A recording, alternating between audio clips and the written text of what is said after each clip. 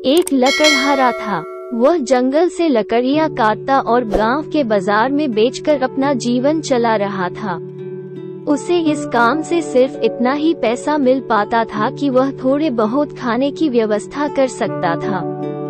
बहुत परेशानियों में उसका जीवन चल रहा था। इस वजह से वह बहुत दुखी रहता था। एक दिन लकड़हारे के गांव में एक विद्वान संत पहुँचे। संत के दर्शन करने और उनके प्रवचन सुनने के लिए लोग दूर दूर से गांव पहुंच रहे थे। गरीब लकड़हारा भी संत से मिलने पहुंच गया। मौका मिलते ही गरीब व्यक्ति ने अपनी परेशानियां संत को बता दी। उसने संत से कहा कि आप भगवान से पूछिए कि मेरे जीवन में इतनी परेशानियां क्यों हैं। संत ने उससे कहा कि ठीक है, भगवान से प्रार्थना करूंगा। कुछ दिन बाद लकड़हार संत के पास फिर से पहुंचा।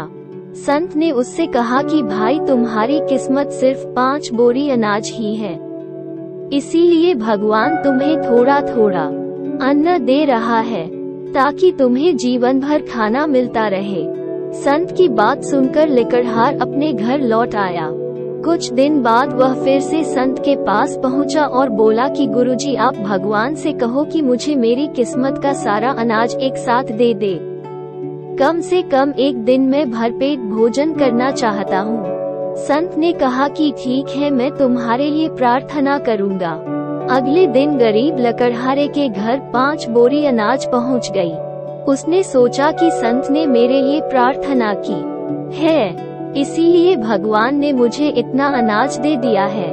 उसने बहुत सारा खाना बनाया, खुद खाया और गांव के गरीब लोगों को बांट दिया।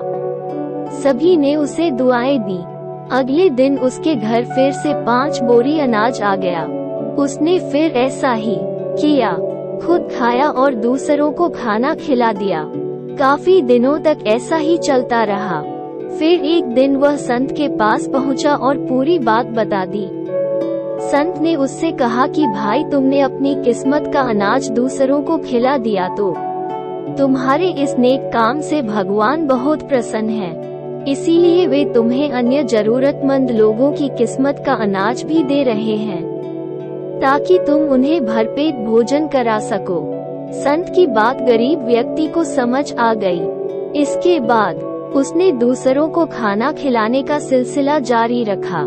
सीख इस कथा की सीख ये है कि जो लोग दूसरों के दुख दूर करने के बारे में सोचते हैं, उनकी मदद भगवान भी करते हैं। इसीलिए दान पुण्य करते रहना चाहिए।